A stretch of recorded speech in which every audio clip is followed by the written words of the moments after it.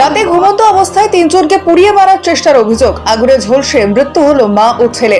হাসপাতালে মৃত্যুর সঙ্গে পাঞ্জা লড়ছেন বাবা। রাতে ঘুমন্ত অবস্থায় তিনজনকে পুড়িয়ে মারার চেষ্টার অভিযোগ। ঘটনায় মৃত্যু হলো মা ও ছোট ছেলে। বর্ধমানে একটি হাসপাতালে মৃত্যুর সঙ্গে পাঞ্জা লড়ছে বাবা। নৃশংস ঘটনাটি ঘটেছে বোলপুর থানার রায়পুর সুপুর গ্রাম পঞ্চায়েতের নতুন গীত গ্রামে। অভিযোগ, ওই গ্রামে বৃহস্পতিবার রাতে খাওয়া দাওয়া করে একতলা বাড়িতে জানলা খুলে ছোট ছেলে আয়ান শেখ বছর 4 এবং স্ত্রী রূপা বিবি যার বয়স 30 তাকে নিয়ে ঘুমাচ্ছিলেন শেখ তুতা যার বয়স 38। আর এই সুযোগকে কাজে লাগিয়ে অভিযোগ, কেউ বা কারা জানলা দিয়ে কেরোসিন তেল ছিটিয়ে আগুন ধরিয়ে পালায়। তাদের চিৎকার চেঁচামেচিতে উঠে আসে পাশের রুমে শুয়ে থাকা তাদের বড় ছেলে শেখ রাজ। তার চেঁচামেচিতে উঠে আসে গ্রামের লোকজন। ততক্ষণে তিনজনেই আগুনে ঝলসে গেছে বলে গ্রামবাসীদের অভিযোগ। তিনজনকে প্রথমে বোলপুর মহকুমা হাসপাতালে নিয়ে গেলে তাদের শারীরিক অবস্থার অবনতি ঘটে। এরপরেই তাদেরকে বর্ধমান হাসপাতালে নিয়ে যাওয়া হয়। প্রথমে ছোট ছেলে আয়ানের মৃত্যু ঘটে, ঠিক তারপরেই মায়ের মৃত্যু হয় বলে গ্রামবাসী সূত্রে খবর। যদিও এখনো হাসপাতালে মৃত্যুর সঙ্গে পাঞ্জা লড়ছে বাবা তুতা শেখ। এই ঘটনায় গতকাল গভীর রাতে ঘটনাস্থলে যায় বোলপুর থানার পুলিশ। ইতিমধ্যে এই ঘটনায় চাঞ্চল্য সৃষ্টি হয়েছে। শুক্রবার সকালে এলাকায় রয়েছে চাপা উত্তেজনা। এলাকায় নেমেছে শোকের ছায়া। খুন নাকি এর পেছনে রয়েছে অন্য কোনো চক্রান্ত, খতিয়ে দেখছে বোলপুর থানার পুলিশ। কালকে রাত্রে এসে যেটা দেখলাম, তো তখন দেখছি ওদের বাড়িঘর সব আগুন জ্বলছে। ওর ছেলেটা ওর মা বাবা ভাইকে বের করে এখানে রেখেছে। ওদের মানে পুরো শরীর একদম যাতায়াতভাবে পুড়ে গেছে। তখনই হসপিটাল নিয়ে যাওয়া হয়। সিএন হসপিটালে মিনিমাম চিকিৎসাটুকু করে বর্ধমানে ট্রান্সফার করা হয়। তো বর্ধমানে ট্রান্সফার করার রাস্তাতে ছোটো ভাইটা, যে ছোটো বাচ্চাটা ছিল, বাচ্চাটার অবস্থা খুবই খারাপ ছিল, ও মারা যায়। তার কিছুক্ষণ পরে শোনা যায় যে কোনো হসপিটালে ভর্তি নিচ্ছিল না, মাটাও তার মধ্যেই মারা যায়। কেরোসিনের গন্ধ ছিল, এমনকি লাঠিতে একটা কাপড় জলটিয়ে ওখানে রাখা ছিল, ওখানে পড়েছিল। আমরা সেটা দেখেছি, পুলিশে সেটা নিয়ে গেছে, আমরা সবাই দেখেছি। আর জানলাতে যে ধোয়ার যে শীষটা লাগে সেটাও জানলাতে লেগেছিল, সবাই সেটা দেখেছে। আর ওই কাঠিটা ওটা পুলিশ নিয়ে গেছে, ওটা আমরা সবাই দেখেছি। আমাদের মনে হচ্ছে ওটা লাগানোই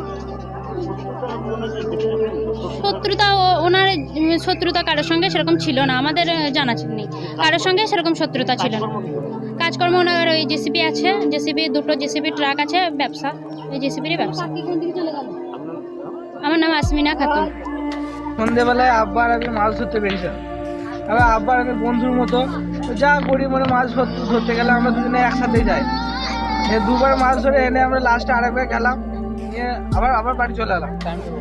টাইমটা তখন একবার 9:30, একবার 10:30, 11টা এরকম বাজবে। আর একবার তারপরে আরেকবার গেলাম ওই 15 মিনিট পরই। তারপরে তখন ঠিকানা দেখেছিল সব। তারপরে মা আমরা বাড়িতে মাছ বাজছিল, মা এখানে সাহায্য করে দিলাম আমিও। আব্বা আমরা ওই দিন বিছানায় শুয়ে পড়লো। তারপর 12:30 এরকম বাজছিল, তখন মা কি রান্না নাকি করতে গেলো মাছগুলো। কালকে তো লোকটে ছিল, সেই জন্য আমরা বাড়িতে পা কেটে গেছি আমার। আমি ওই জন্য বাড়িতে শুয়ে পড়লাম। কিন্তু যখন আমি মানে 1:20 এরকম বাজবে, তখন আমি চিৎকার আওয়াজ শুনতে পাই। এবার আমি তখনই মানে আধ ঘন্টা হয়েছে ঘুমিয়েছি আমি, আমার ঘুমটা তো তাদের ভাঙছে না। আর কোথা থেকে আওয়াজ আছে কেউ বুঝতেও পারছে না। তারপরে কোনো রকম উঠলাম, দেখছি আমার বাড়িতে পুরো আগুন একদম দাও দাও করে জ্বলছে। আমার আব্বা আপনার ওই ধারে দরজাটা কোনো রকম খুলেছে, মা আপনার নিচেতে ছটফট করছে, ভাই বিছানায় ছটফট করছে।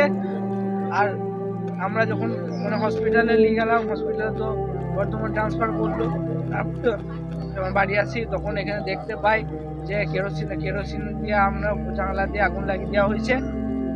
মশালটা পড়েছিল, এবার যেটা দিয়ে আগুন লাগিয়েছে সেই জিনিসটা ওখানেই পড়েছিল। শত্রুতা বলতে এখন শত্রুতা মানে কারোর সাথে সেরকম ছিল না। এবার যে করেছে আশেপাশে কে করেছে, কেন বাইরের লোক এত সাহস নাই যে এত ইয়ে করে, সে ফলো করেছিল। 12:30 অব্দি আমি জেগেছিলাম, আধ ঘন্টার মধ্যে ঘুমিয়ে গেলাম। তো আধ ঘন্টার মধ্যে কি করে হবে এটা? কিরকম ভাবে করেছে বলতে গেলে সব কথা তো এত পাবলিকের মধ্যে বলা যাবে না, সব কথা আমি বলতে পারবো না তো পাবলিকের মধ্যে। কারণ আমার রিলেটিভরাও জড়িয়ে আছে এখানে, সব কথা বলতে পারবো না। যেটা বলার বাকিটা আমি পুলিশ স্টেশনে বলতে পারবো। সন্দেহ যেটা থাকবে আমি পুলিশ স্টেশনে বলবো, কেন সামনে বলে কোনো লাভ নেই, কেন তার সাথে শত্রুতা আমার হবে এবার, সে কিন্তু টার্গেট আমাকে করছে এবার, কেন আমি তার ব্যাপারে বুঝে গেছি সে কে, সে টার্গেটটা কিন্তু আমাকে করবে। খালি এইটুকুই চাই যেন গ্রামে একটু ফোর্স দেওয়া হয়, পুলিশ ফোর্স, কেন বারবার এরকম হচ্ছে, একদিন টাকা চুরি হলো, তারা একদিন গাড়ি পুড়িয়ে দিয়ে আছে, আজকে আমার বাড়ির 3 জনকে এরকম কে করতে পারবো বলে আমাদের এখানে মেলা চলছে, যতদিন আমরা দেখেছিলাম ততদিন তো কিছু হয়নি, কিন্তু মানে কালকে বৃষ্টি হয়েছে, কালকে যখন আমরা 11টার দিকে ওই দিক থেকে এলাম তখন সবাই ঘুমিয়ে গেছে পুরো নির্জন। এবার আমিও বাড়িতে এসে শুয়ে পড়লাম, এবার সেটা তো বলা যাচ্ছে না দেখে, কিন্তু হ্যাঁ 10টার দিকে আমাদের বাড়িতে চন্দন ডাক্তার একবার এসেছিল, খানিকক্ষণ গল্প করে গেল, তারপরে সে চলেও গেল। তারপরে আমরা মাছ ধরতে বেরোই।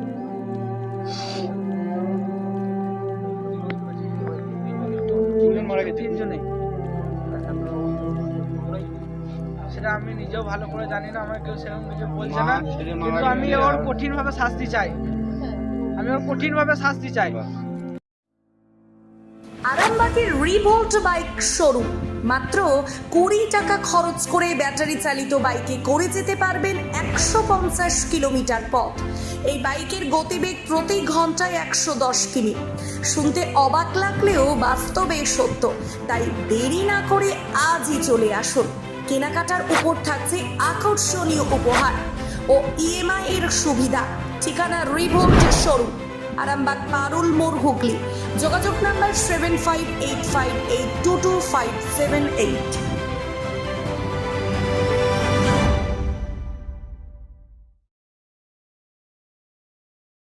মালতী মাতা হাইস্কিং মিল আপনাদের জন্য নিয়ে এসেছে সম্পূর্ণ ঘরোয়া পদ্ধতিতে চাতালে শুকিয়ে তৈরি কৃষ্ণভোগ, মিনিকেট, ডহর, বাঁশকাঠি, মহারাজা, জিরাকাঠি ও দুধেশ্বরীর মতো উন্নত কোয়ালিটির চাল।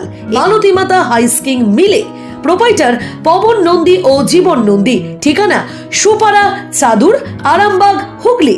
যোগাযোগ নম্বর 7432074210 অথবা 8972452835।